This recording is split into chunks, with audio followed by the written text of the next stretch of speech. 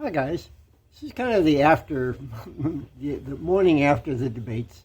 We've seen two sets of debates this week for the Democratic Party. Been very interesting. I've watched both. They were kind of fascinating to watch, mainly because there's so many of them, and they didn't even get all of them into these forums that they were using.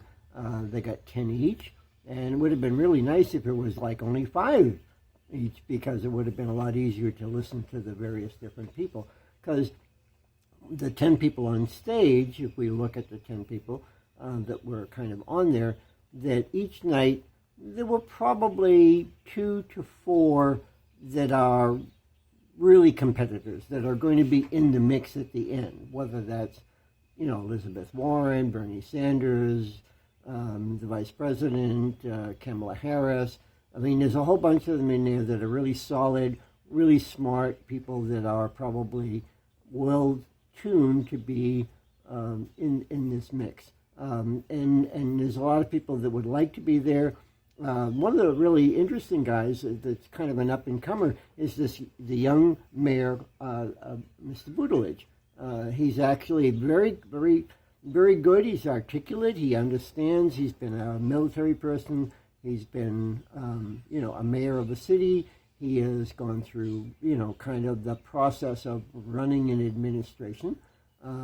So they're really a kind of like fun stuff to do. So hopefully you guys have gone out there and watched this, because what is it that we keep talking about? Vote, vote, vote. This is, and you can't vote without understanding what you're voting for. I mean, we do that sometimes, and there are times when I've hit the big D button to kind of go, hey, too many Republicans, put in some Democrats.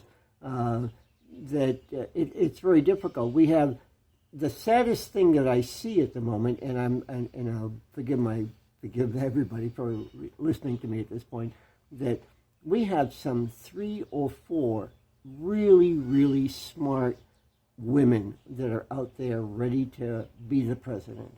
And the sad part is that I'm not so sure that the country as a whole is ready to put a woman in the office. I mean, yes, we had our issues with Hillary. Hillary was really an aberration, like the Bushes. So nobody wanted to see any more Bushes. Nobody wanted to see any more Clintons. So that may have been just why that happened.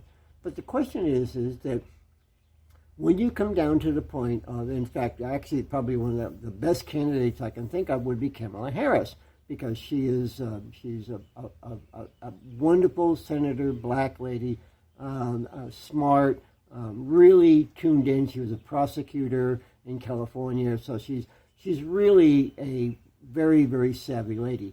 Does she have a chance at all? I mean, if you were to win the prize of being the Democratic Party person, does she really have a chance?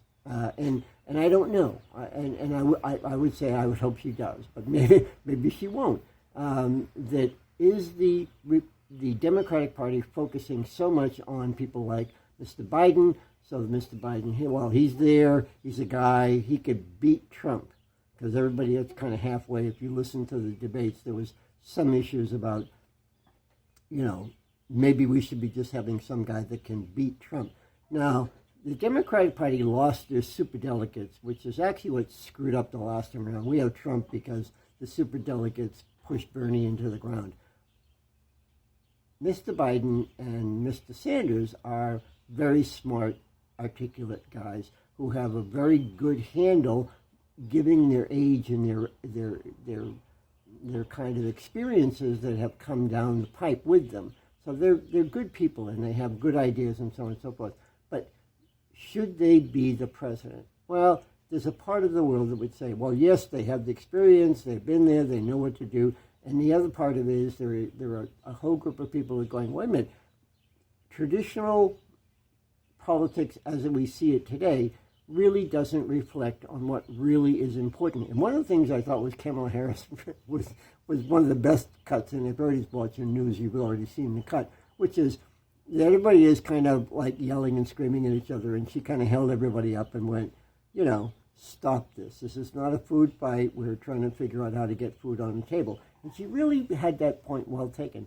What is it that all of us are looking for? So I'm old. I'm retired. So my needs and my wants from politicians are somewhat different than maybe that person who is 25 or 35 years old trying to find a job.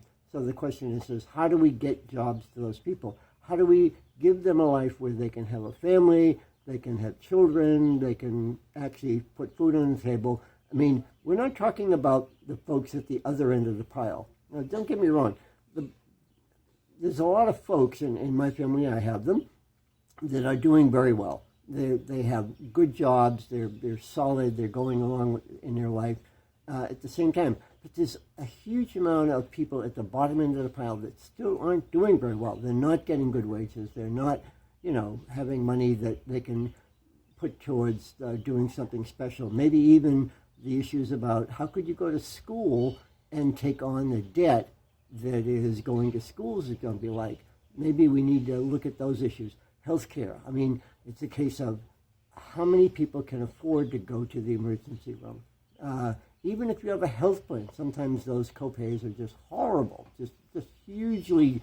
And if you have a disease or something that really gets expensive, it can wipe out your whole family. It can wipe out all the money that you have, all the money you will ever have, because you don't have protection. So there are really serious issues for the rank and file people at the bottom end. And how are we going to deal with it? Who are we going to choose? And this is where it's important to go out there and look and see the people. Look for your interest. Is this person that I want to vote for good for my interest? So my interest at a retired person at this point versus the interest of somebody who is 35 or 40 years old and still in the workforce are going to be very different. So you need to vote your interest. Find a candidate that talks to you, that gives you something that says, oh, this is a person that is going to be good for me, and then go out and vote for them. I don't care whether you're a Republican or Democrat or whatever it is. Just vote for somebody. Look for your interest and vote for them. Hey, it's a nice day. It's Friday. Got to cut grass. We've had a long, hot week. It's going to be hot today. Camping next week. So it's going to be really kind of an interesting day. I got to get out and cut up some grass, cut up some wood, move stuff around. But by and large, again, life is a fun place. You just have to look at it as being fun. Don't get too crazy about it. Just look back. It's kind of like a giant soap opera. Just sit back, relax, watch it. Don't get too involved in it. And remember that it's what you do every day that's for you that's important, not what's going on in the rest of the world. The rest of the world is out there and it's interesting. It's important you look at it and you understand it. But at the same time, it is your Main Street stuff that's important. Wall Street doesn't care about us. All they want to do is make more money. So those are not the people you want to pay attention to. I like to look at them because I think they're all crazy and I'm waiting for them all to fall off the end of the earth. But hey, on a day-to-day basis, I don't want them messing with my life either. So have a good day. Be safe. Bye-bye.